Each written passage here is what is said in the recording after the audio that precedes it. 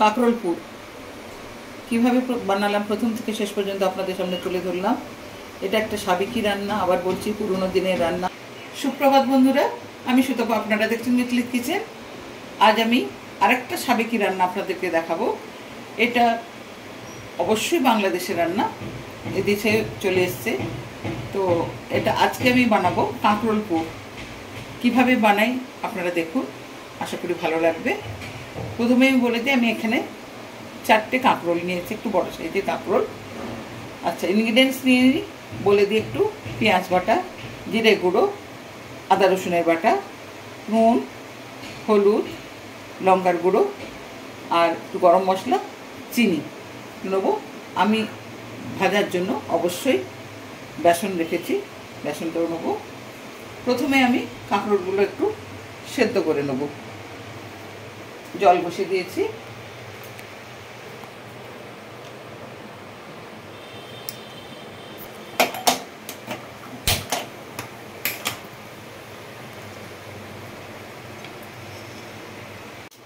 এই উপরে খোসাটা একটু চেঁচে নেব।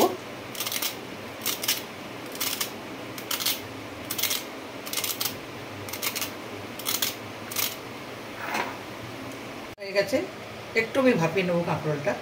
একটু নুন দিয়ে দিচ্ছি কাঁকরোলটাতে। কাঁকরোলটা সেদ্ধ হয়ে গেছে, আমি এবারে তুলে নিচ্ছি। কাঁকরোল থেকে পুরটা আমি ঠিক এইভাবে বের করে নেব। সেদ্ধ হয়ে গেছে, খুব ইজিলি বেরিয়ে আসবে পুরটা। কাঁকরোলের শাঁসগুলো সব বের করে নিয়েছি। এবারে এই শাঁসটা একটু আমার দিস্তাতে ক্ষেত্রে নেব।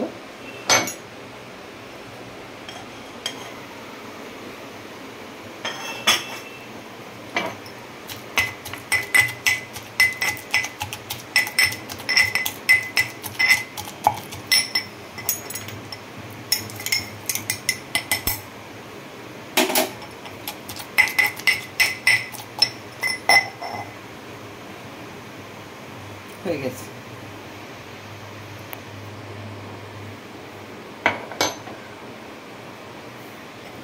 পুরটা বের করে নিলাম দিস্তা থেকে।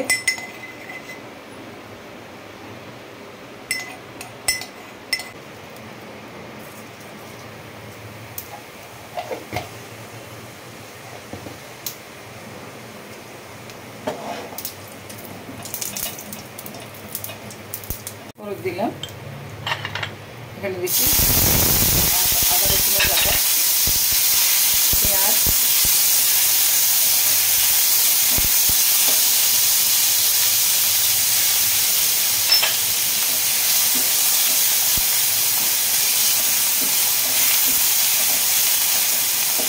একটু লঙ্কা,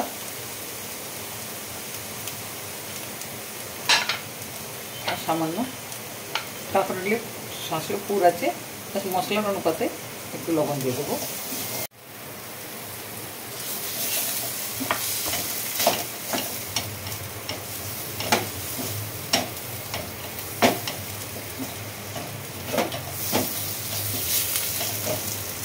পুরটা আমার তৈরি হয়ে গেছে। যতটা লাগবে ততটা নেবো, এতগুলো পুর ভাজবো তো। একটু হলুদ দেবো, সামান্য লঙ্কা করে দেবো কালারের জন্য, আর একটু নুন দেবো।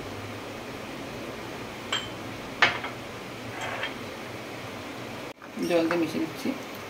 একটা ব্যাটার তৈরি করে নেবো।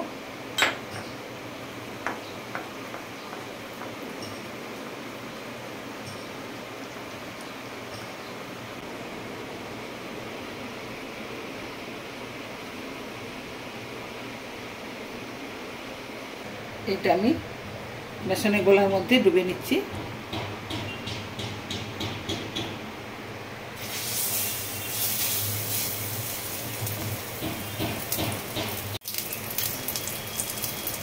কাঁকরোলপুর রেডি। এটা আরেকটু বড় আছে। আজকের আমার উপস্থাপনা ছিল কাঁকরোলপুর। কীভাবে বানালাম প্রথম থেকে শেষ পর্যন্ত আপনাদের সামনে তুলে ধরলাম। এটা একটা সাবেকি রান্না, আবার বলছি পুরনো দিনের রান্না, মা ঠাকুমারা করতেন, সেই থেকেই শেখা। অবশ্যই ভালো লাগবেন, একবার বানিয়ে অবশ্যই খাবেন। আশা করি ভালো লাগবে। আপনারা সবাই সুস্থ থাকুন, ভালো থাকুন। আর আমার রেসিপিটা আজকে কেমন লাগলো অবশ্যই কমেন্ট করে জানাবেন। নমস্কার।